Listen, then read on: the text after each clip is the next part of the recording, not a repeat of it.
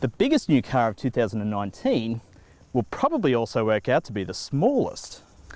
Even though the new Jimny's built like a truck, only has 2 doors and 4 seats, it represents a legend that's in a similar league to the Mustang, Porsche 911 and Volkswagen Beetle.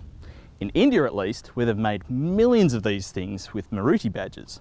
And ever since they took the covers off it last year, Australia has been dying to get it on our shores. I must admit I'm one of you, with my old Zook taking me anywhere back in the day. The new one has all the promise to do exactly the same, but I'm here to find out for sure.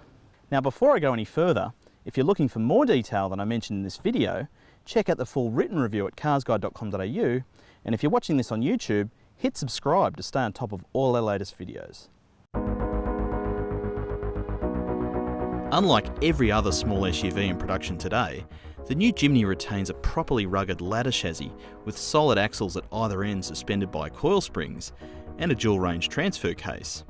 It's the same layout as with the last Jimny, but a new and improved design and exactly what you'd want for proper off-roading, even if it'll be somewhat compromised around town. Given this car has been developed primarily for developing nations, you'd expect it to look like a boring brick on wheels, but it doesn't. It's definitely a brick on wheels, but full of cool little retro Suzuki touches, like the round headlights with the little indicators and the classic grille, but also at the back it's got the big barn door and lights in the bumper, like the classic SJ. The dash is also full of little retro details like the gauges in their surround, the big Jesus handle for the passenger, but it's also nice and roomy in here for people over 6 foot, in the front at least. The materials are also scratch and dirt resistant, but still comfortable to the touch and seem like really good quality. The back seat is still really only for occasional use, but it's more comfortable than ever back here, and now you've got 2 ISOFIX points on either side for child seat mounts, and the space going through the front door is actually pretty decent. Even though the new Jimny is only being sold in one trim level in Australia, it ticks some pretty surprising modern car boxes, including Apple CarPlay and Android Auto, and it's even got auto emergency braking. Ultimately, there's no getting around the fact that the Jimny is a tiny car, and you can only fit so much in a tiny car. And that's not much when you've got the back seats up.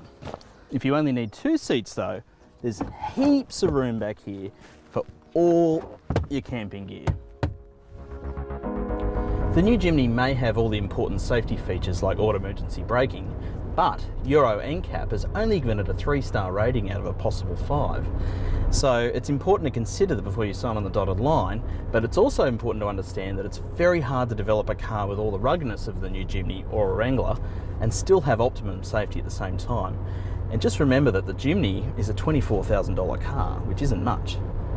If you're looking at the new Jimny but you have no plans to take it off-road, there's a very good chance you'll be disappointed with what it's like to drive around town. It is so much more refined than the Jimny it replaces, but it's still bumpy pretty much all the time, and the steering lacks feel, and while the 1.5 litre engine will keep up with traffic, you wouldn't call it sprightly. You simply can't expect the new Jimny to play the role of a city hatchback any better than it does. It's fundamentally designed to be a nimble off-roader, and it does a cracking job at just that. The fact that it looks simply adorable is just a pretty cool bonus.